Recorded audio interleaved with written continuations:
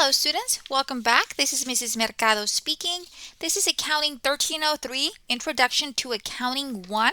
This is a supplementary lecture for Chapter 9, which deals with employer taxes and reports. Okay, so I have two lectures for Chapter 9. The other one is a little bit more detailed. The other lecture that I did, it goes over some of the content as well as goes over a very lengthy problem. Now this one is targeting more of covering 3 individual exercises that are a little bit shorter, but just I'm going to go over them in case you have any difficulties while working or completing your homework assignment. Okay, so I am going to go ahead and I'm going to jump in. I'm not going to be covering much of the logistics of what was covered in the chapter. This is more of the problem solving aspect of it. So the first problem that I'm going to go over is exercise 9.1. This problem deals with the calculation and journal entry for employer payroll taxes. So it says, portions of the payroll register for Barney's Bagels for the week ended July the 15th are shown below. The SUTA tax rate is 5.4%. The FUTA tax rate is 0.6%, both of which are levied on the first $7,000 of earnings. The Social Security tax rate is 6.2% on the first $128,400 of earnings. So what does that mean? That means that we're going to pay Social Security taxes only up to $128,400. If you make more than $128,400, you are not going to pay any more Social Security taxes. The Social Security tax is capped at a certain dollar amount every year, and that dollar amount changes every year. There's a lot of changes made to payroll transactions or payroll rates. The tax rates can change, the caps can change. This textbook only covers 2 chapters that deal with payroll, but if you are an accounting major, you will be taking a course. I believe it's Accounting 1329. Let me just make sure. I don't want to give you incorrect information. I teach that course as well, and it is a wonderful course. It's actually one of my favorite courses because it is very detailed into the aspects of payroll. Okay, and I used to work in a bank. And I worked in the accounting department, but I was always working hand in hand with the payroll department to run reports, to do analysis, and I really didn't have a very good understanding of payroll. I had to learn on the job. So the course is Accounting 1329, and it's called Payroll and Business Tax Accounting.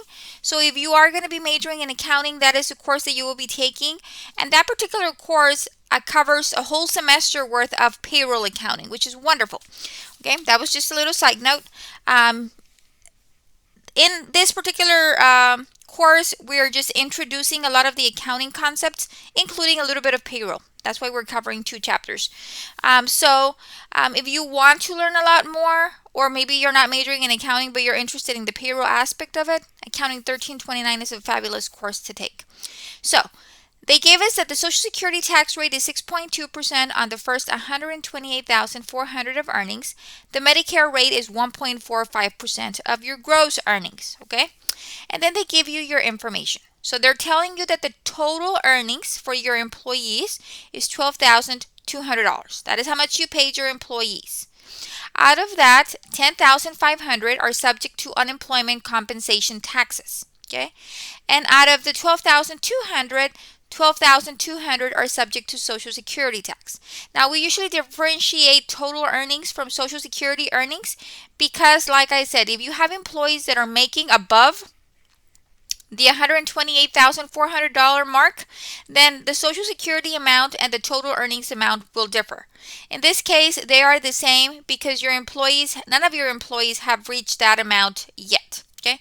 So they're asking you to calculate the employer's payroll taxes expense and prepare the journal entry to record the employer's payroll taxes expense for the week ended July the 15th of the current year. Okay, so we have to calculate how much is this employer going to pay in taxes. Okay, employers don't only have to pay the employees' wages, they are also liable for a variety of taxes like we're going to see here. Okay, so we have to figure out, okay, on top of paying the employees for the work that they've done, how much do we have to pay in payroll-related taxes? Okay, so the first component we have is the Social Security tax. Okay, for the Social Security tax, we have this information right here where we're calculating Social Security. We're going to look at the Social Security taxable earnings. Okay. Let me just highlight. Okay. So my Social Security taxable earnings are $12,200. Okay. And my Social Security tax rate, okay, is right here. Let me find it so I can highlight it because I don't want you getting confused, okay? So my Social Security tax rate is 6.2%, okay? So my Social Security taxable earnings, meaning the amount that I paid my employees this paycheck, was $12,200, and I have to pay 6.2% in taxes, okay? So let's see how much that gives us, okay? Let's get our magical calculators out, and we're going to do 12,200 times 6.2%, and that's going to give me 756.40. Okay? That is how much I'm going to have to pay in Social Security taxes. Okay? Now let's do Medicare. Okay? It says for Medicare, the Medicare rate is 1.45% of your gross earnings. Okay? So that we're going to be looking over here for your total earnings. And the reason we're looking at different columns is because usually the Social Security has a cap. The Medicare does not have a cap. So you would pay taxes on everything and all of your earnings. Okay? So that is that. And the rate is provided to you right there. It's 1.45%. Okay, so my taxable earnings for my Medicare tax is based on your gross earnings, which is 12,200, and I'm going to multiply it times my rate of 1.45%, and then we get our magical calculator, and 12,200 times 1.45%, and that gives me $176.90. Then we're going to look at the FUTA tax, okay? For the FUTA tax, FUTA and SUTA are unemployment related taxes. So for that, we're going to look at our unemployment amount right there. Okay? And the amount of my unemployment compensation earnings are $10,500. So it says here that the SUTA tax rate is 5.4, the FUTA tax rate is 0.6, both of which are levied on the first $7,000 of earnings. So we only pay SUTA and FUTA tax on the first $7,000 that we pay each of our employees. Once the employee makes more than the $7,000, we stop paying the FUTA and SUTA taxes. Okay? We only pay FUTA and SUTA on the first $7,000 of earnings per employee. Now in this case, they're not giving you a list of employees, they're just giving you a total amount. That is why they're telling you, you know what, out of the $12,200 that you paid your employees, only $10,500 are taxable for FUTA and SUTA purposes. So the amount is $10,500. That's my taxable earnings under FUTA and SUTA. And I'm going to calculate my FUTA. My FUTA tax rate is 0.6%. Okay? And that information is given to you right here. Okay? Right there. So FUTA is 0.6%. We're going to get our calculators out. 10,500 times 0.6%. And that gives me $63. Okay, awesome. $63 right there. Okay. Now we have our SUTA tax. For SUTA, it's also the first $7,000 of earnings, so we're going to use $10,500 for your unemployment compensation. $10,500, and your SUTA tax rate is 5.4%. Now this SUTA, which is for your state unemployment tax, that varies by state, and once you take the payroll class, you'll be able to learn a lot more about this. In this case, they're giving you a 5.4%. That doesn't mean that the SUTA tax rate is 5.4. It just means it's a percentage that they gave you. Every state has its own threshold of how much is taxable as well as their tax rate. That's just FYI, okay? But in this case, we're given the 5.4%. That's what we're using. So it'll be 10,500 times 5.4%, and that gives me $567. Okay.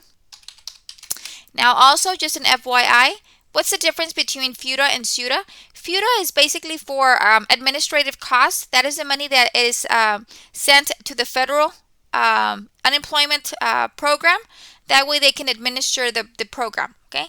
Now the SUTA, which is the state unemployment, that is what's actually used to pay out unemployment benefits to your employees. If they file for unemployment, they get it out of the state unemployment tax. Okay. That's why it's much higher. The SUTA is much higher than the FUTA.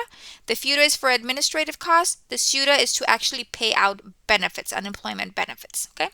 So these are all of the taxes that the employer has to pay on top of paying $12,200 of wages. Okay. So how much is my total? Okay. So to get your total, you add all those four together, and that gives you $1,563.30. Okay. So that is the amount of total employer payroll taxes. Okay. That is what they're asking you to do, to calculate the employer's payroll tax expense. Okay. Now they're also asking you to prepare a journal entry. I didn't even see that part. Okay. So I'm just going to copy. I have some journal entries created here. I'm just going to copy them over here. Okay. There we go. That way I don't spend too much time. There we go. So they're asking you to record the entry. Okay. And let me just cut this, and I'm going to put it down here. Okay. And the reason I'm going to put it down here because it's over there on top. My columns are out of whack. Okay. And then down here I can kind of like now everything went out of whack, but I really don't care right now about all of this moving over. Okay.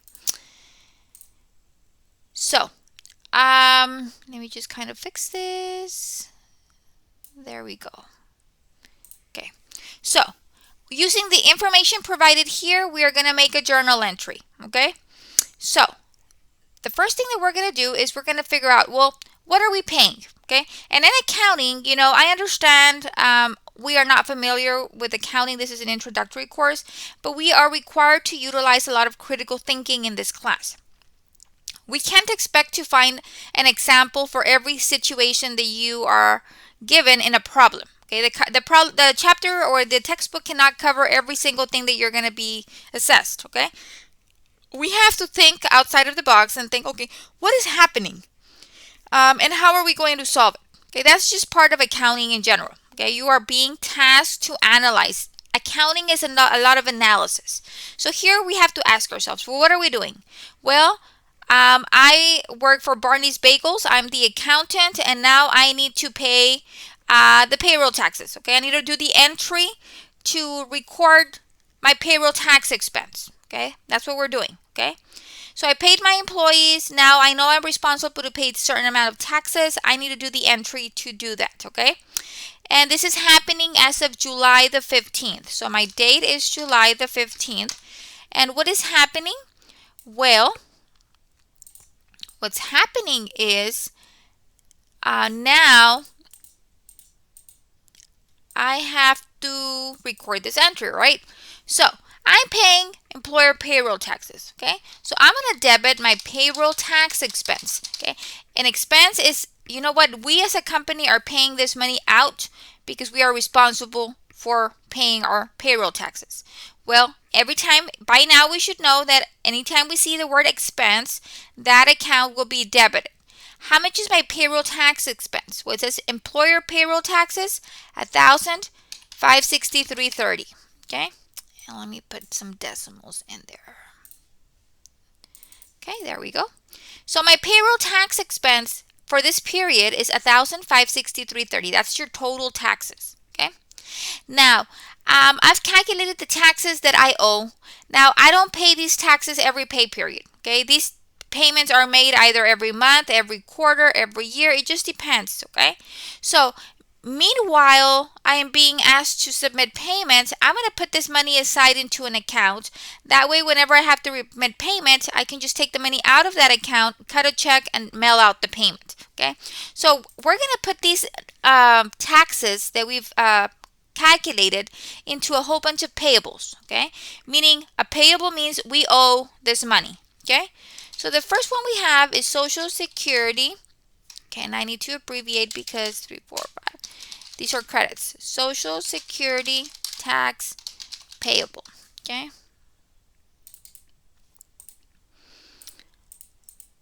And my Social Security tax payable is $756.40.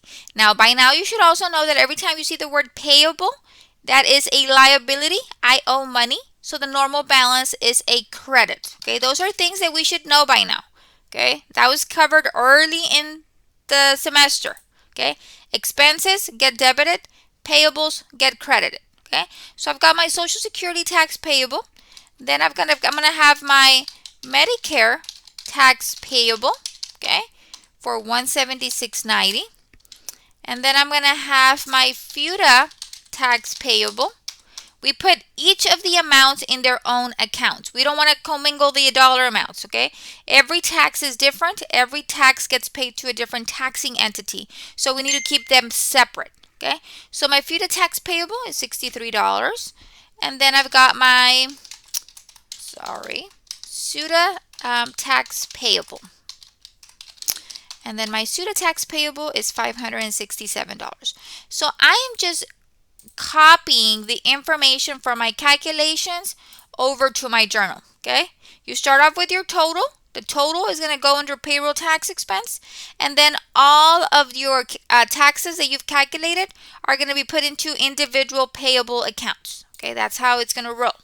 Okay, and then at the end, I'm going to put a description here. Okay, to record employer payroll tax expense. Okay, for week ended July the 15th. Okay, that is the description that I'm going to put. Okay, that way I know, well, what is this entry for? Well, this entry is to record the employer payroll tax expense for a specific period. Okay, there we go. So make sure that whenever you're doing this, your debits equal your credits. Always make sure that the debits equal the credits. So let me see. That way you avoid any issues in the future by them not balancing. So yes, I have a debit of $1563.30. I've got a total of my 4 credits are $1563.30. So I am in balance. Okay. So here's just a matter of identifying what are your taxable wages for each of the different categories, multiplying them times the tax rate to get your total employer payroll taxes. Okay. Now the next problem that I'm going to cover deals with the total cost of an employee. Whenever you have a business, you have to take into account not only how much you're going to pay the employee, but also how much is it going to cost me in payroll taxes, okay? And this is where the negotiating happens, to where your employee or the person that you want to hire wants higher wages, and you as a business need to determine, can I afford that employee? Because they're asking me for way more than I was anticipating paying. Okay, so we need to take into account a variety of things, not just the salary. Okay, so in this example, we have Mandy Feng employs Jay Johnson at a salary of $35,000 a year. Feng is subject to employer Social Security taxes at a rate of 6.2%. Excuse me. Okay, and Medicare taxes at a rate of 1.45% on Johnson's salary. In addition, Feng must pay SUTA tax at a rate of 5.4% and FUTA tax at a rate of 0.6% on the first $7,000 of Johnson's salary. Remember, SUTA and FUTA are only paid on the first $7,000 of salaries. Social Security is paid on $128,000. What was the amount that they gave us in this textbook? $128,400. This employee is only making $35,000, so we don't have to worry about the Social Security cap because they're not making a lot of money. Okay, so this is all of the information that they're providing us, and they're asking us to compute the cost, the total cost to Feng for employing Johnson for the year. So how much is Feng going to pay in Johnson's salary and associated payroll taxes? Okay, so we're going to start off with the salary of Johnson.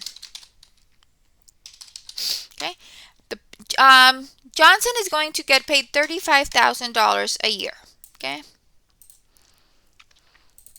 Okay. On top of paying his salary, we're also going to pay Social Security tax. Okay.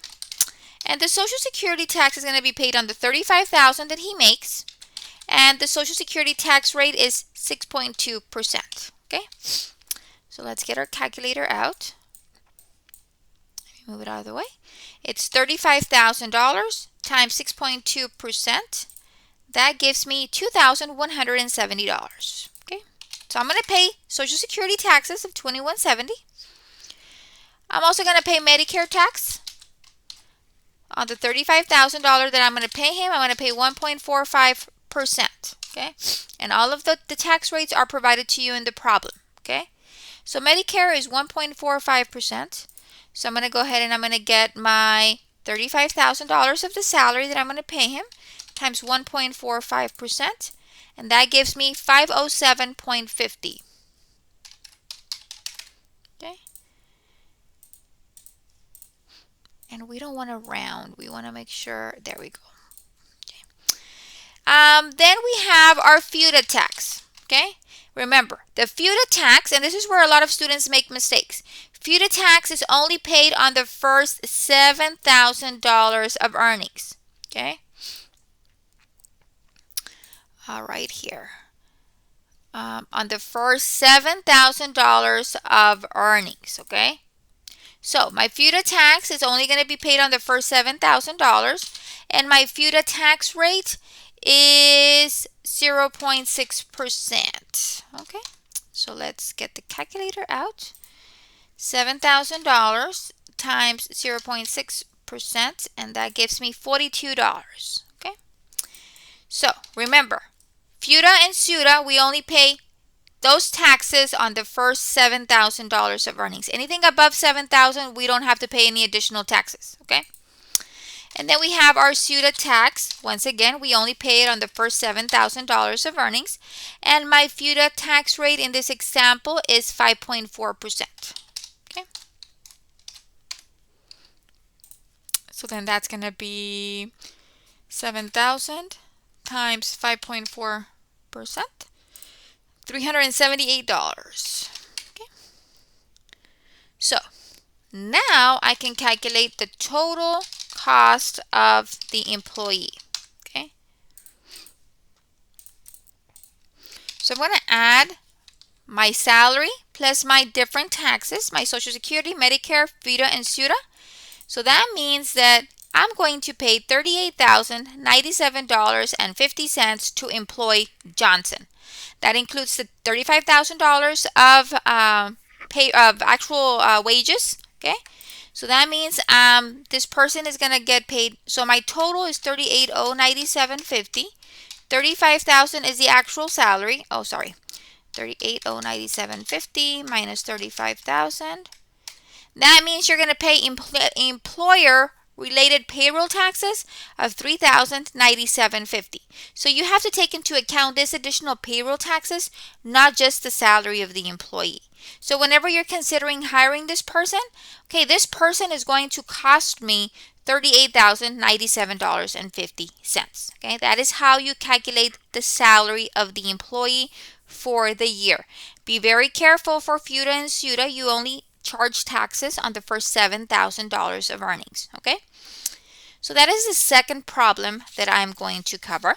Okay, now the last problem that I'm going to cover is next exercise 9.6. Okay, so this deals with workers' compensation insurance and adjustments. Okay, so it says specialty manufacturing estimated that its total payroll for the coming year would be $450,000. Okay, so they've made an estimate.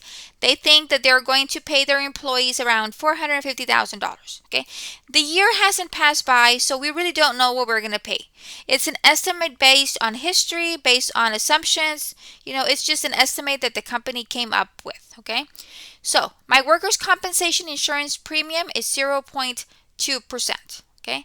Now the first requirement, calculate the estimated workers' compensation insurance premium and prepare the journal entry for the payment as of January the 2nd. So we're going to pay workers' comp at the beginning of the year to cover us for the whole year based on an estimate. Okay. Based on the estimate that we came up with of $450,000. Okay. So, we estimated that our earnings, okay, our payroll for this coming year was going to be $450,000. Okay, I know that my premium rate is 0.2%. Okay, so let me get my calculator. 450,000 times 0.2%, and that gives me $900. So that means that this is my estimated workers' comp insurance premium. Okay, and it's an estimate because we still don't know what we're going to pay our employees, but we are estimating that it's going to be $450,000. Okay, so now once we've done that, we have to calculate it, which we've done, which is $900, and we have to prepare the journal entry to record the payment. So we have to issue out a check to the insurance company for those $900. Okay, so this is happening on January the 2nd. Okay, well, what's happening? Well, I have to pay my workers' compensation insurance expense. Okay, remember, every time you see the word expense, you know that you need to debit. Okay, so that would be a debit of $900. Okay, so when you pay someone, in this case we are paying for our insurance, our workers' comp insurance, how do you pay? Well, I don't know about you, but I pay with cash. Okay, so my cash is going to decrease. When cash decreases, you credit your cash account. Okay, and then my description is going to be I paid estimated workers' compensation insurance premium. Okay, so that is the amount I'm going to cut at the beginning of the year, a check for the estimated amount that I think I'm going to owe for the year, $900. Okay, now assumption 2. Okay, we're going to assume that specialty manufacturing's actual payroll for the year is $456,000. Okay, so now we know exactly how much we paid in our payroll. We paid $456,000. We have to calculate the total insurance premium owed because we owe. We had paid our insurance based on $450. We actually paid out our employees $456, so we owe in our insurance premium. Okay, so we have to calculate the total insurance premium owed and prepare the journal entry as of December the 31st. So this adjustment is going to happen at the end of the year, and it's going to happen at the end of the year because at the end of the year we actually know how much we paid our employees, so we can actually have a correct figure. Okay, so at the end of the year I tallied up all of my payroll, my employees' earnings, and they came out to $456. Okay, now I have to record an adjustment for the underpayment. Okay, the actual payment of the additional premium will be taking place in January of the next year. Okay, so on December the 31st, I'm going to calculate how much I owe, but I am not going to cut a check. Okay, the check is not going to get cut until the following year, until January of next year. Okay, but I'm going to calculate and make my adjustment at the end of the year. That is what is required according to GAAP. Okay, so here I'm going to start off with my actual payroll. Okay, so your actual payroll is the $456,000 times, and the rate was 0.2%. Okay, and then that's going to give me, where did my calculator go? Right there. Okay, so it's 456,000, the actual amount that you paid your employees, times 0.2%. That gives me $912. Okay, $912. Okay.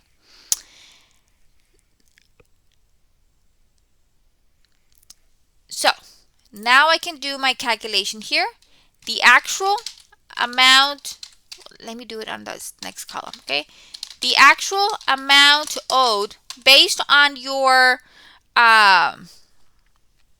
actual payroll is $912, okay? That's the actual amount that you owe is $912, and we obtained it by getting our actual payroll times our 0.2%, okay? That is our calculation right there, okay? Now, that's the amount that we owed. I'm going to go ahead and I'm going to deduct less the estimated premium paid. You already paid some of this money. How much had you paid already? Well, we had already paid, so on January the 2nd, we sent them a check for 900 bucks, okay? So we already paid $900. So the additional premium due, how much do we need? How much do we owe them? How much do we need to cut another check for? Well, I'm going to get my 912 minus my 900. I owe them $12. Okay, that is how much I owe them. Okay, I owe $12. Okay, so now that I figured out that I owe $12, okay, based on my payroll, I should have paid $912. I paid $900 at the beginning of the year based on my estimate. I owe $12 to be able to cover the actual amount of my payroll.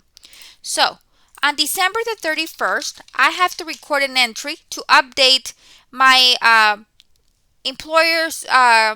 workers' compensation insurance from $900 to $912 because that is an actual expense that got incurred this year. Okay, so I'm going to go ahead and I'm going to debit workers' compensation insurance expense. Okay, in this case, I'm going to debit it for the difference of what I owe, which is $12. Okay. Next, this is very important. Okay, over here I paid cash. Okay. Down here, I am not going to use the cash account because they're telling me that on December the 31st, you're going to record the adjustment, but the actual payment is not going to happen till January. Okay, so I'm not cutting them a check. So if I'm not cutting them a check, what I need to do is I need to put this money aside into an account. I'm going to go ahead and I'm going to credit workers' compensation insurance payable. Okay, now that money is money that I owe, that I'm going to go ahead and I'm going to put it aside in this account. That way next year in January, I can go ahead and I take the money out of this account and I can cut a check. Okay, so by now we should know that a payable has a normal balance of a credit. Okay, and then my description for the entry is going to be my adjustment for insurance premium.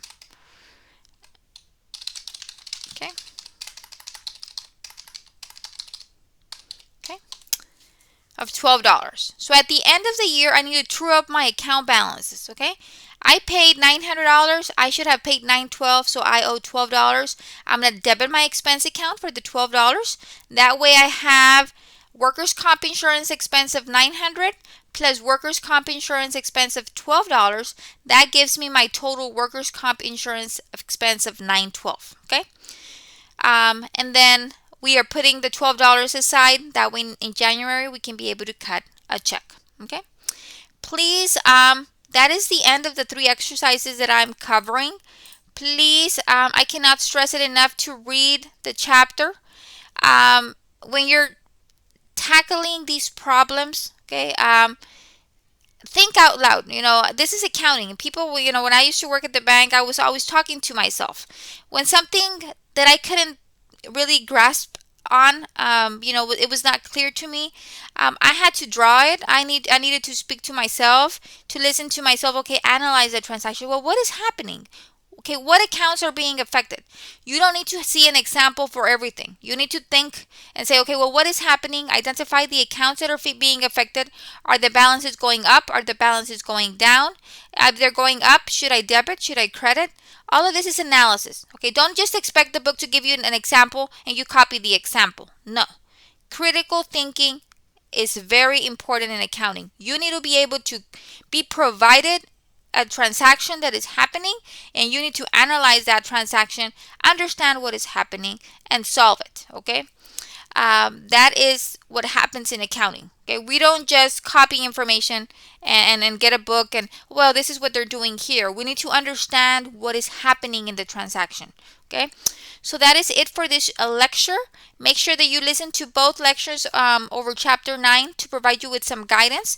If you need any if you have any questions or need any assistance, please do not hesitate to reach out to me. I just do ask that if you do have a question on a particular problem, you do send me the problem number, your specific questions, and your attempted solution. I want to see what you're doing. That way I can provide guidance. Okay, I want to see you attempt the problem. In Cengage, you are provided with some examples. In the ebook, you're provided with examples. I want to see you try the problem. Send me the details, and then I'll look over and I'll provide guidance. Okay, so that is all I have for you today. Have a great rest of your week, and until next time.